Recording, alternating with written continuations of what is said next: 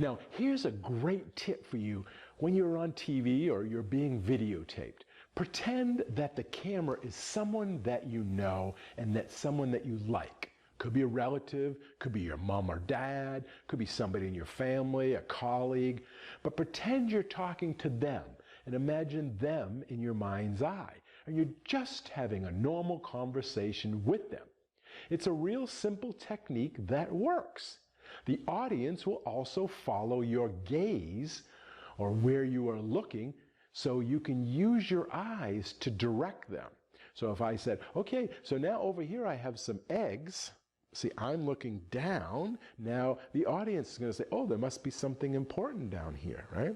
And then if I want to talk back with them, I'll say, so when you have your eggs, so now I'm making that connection with them. So we can use our eyes to direct them. Let's take a look at the pan over here, right? Now they're going to look at the pan. We're directing with our eyes. So, for example, when it comes to looking at ingredients, what normally happens is that you look down at them while talking about them, which means that the audience will look down as well. And when you look back up, leave a little pause so that everyone knows what you're doing and can follow you. Now you can engage again with the camera and people are doing what you want them to do. For example, if I'm mixing things for my recipe, I will look down. Now I've got something to say, I will look up and I will keep that engagement. So like if I had a bowl here, I'd say, okay, so now I'm going to mix this up. Now I'm mixing it, and then when I look up, the audience knows, okay, now I'm engaging again, I have something new to say. And I can say, these are free-range eggs. I got these at my local farm from Farmer John. I love these. These are wonderful. But let's keep whisking them because I want them to get really frothy. And then I look down, they're going to say, okay, look at this. Now it'd also be my camera operator's cue. If I had a camera, it's just me here, they would maybe do a close-up. Or if I had an overhead camera, they would come down and look at this. And I'd say, see how that froths up? That's what we're looking for. And then I could look up and say, okay, so now let's put this into the burner. Or let's put this into the pan. Or let's put this into the oven. Whatever I'm going to say. So now I'm giving them a hint. And then I could move with purpose and put it into my pan, oven, whatever I'm doing. So again, keeps that engagement with the audience. I'm not talking and then doing. And this is what happens a lot. You know, I teach these live classes. I'll get someone that has a really good patter with the audience and they're chatting it all up and they'll say, okay, so now I'm going to cook. And then it's like a different person. Now they're focused. They're like the chef. They're just cooking. But they forget the audience. You need to bring the audience along on the journey with you. Now, if it's a live audience, it's slightly different. You need to pick out one person, and then another person, and another person, and you look at them in the eye.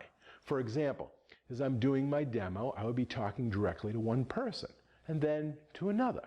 And if I'm looking down or cooking or mixing something, when I look back up, I would pick out another person. And what I'm doing looking for is a face in the audience, and I'm actually chatting to them. And then I go on doing what I need to do while constantly alternating and talking directly to different people in order to keep that engagement up as much as I can, because people will tune out. So I could be, you know, hi, yes, now I'm going to mix up the eggs. And did you see how those eggs got really fluffy? Oh, does anyone else like eggs in here? See how I'm looking each different person, I'm engaging with them. So I'm not just talking to one person or talking to the back of the auditorium or wherever it is, the big studio, right? Because then the people over here are going to feel like, well, he's not talking to me. I don't matter, right? So you need to engage with all of them.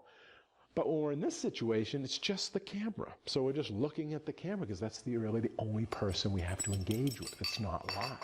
Now, sometimes I've had a camera and a live audience doing both, so that's a little bit tricky. So my main audience would be the camera, and then my live audience would be next because I'm using it for video. So I'll be talking there, I'd say, so this is what I'm doing, I'm mixing it up. Did you see how I mix that up? And I'll go back here and say, so now I'm going to add a little bit of salt. You see, I just added some salt. So I'm kind of doing it double. And I kind of use that as my technique there to make sure everyone's paying attention. The people that are at home, are they going to be watching this next week or next year, as well as the people that are watching this live. So what it means is that the audience is paying attention because they think I am talking individually to each and every one of them, which I am, right? So I'm breaking it up. So let's see how this would work if I was going to do an actual demonstration.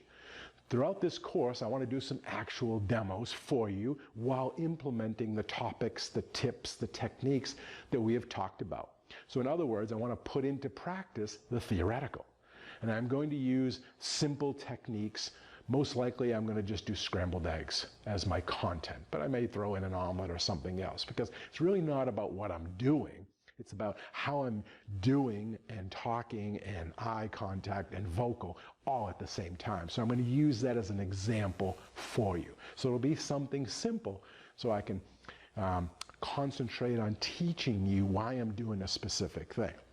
So often when I do these demos, I'm going to be kind of doing two different people. I'm going to be one like you're the audience, and then I'll probably stop and I'll talk to you like, you're the student, right, learning about this. So I'm going to actually do it like you're an audience, and I'll say, no, I just did that because, and then I might go back into character, pretend I'm doing the demo. So I kind of jump around with that, but hopefully that'll be clear for you.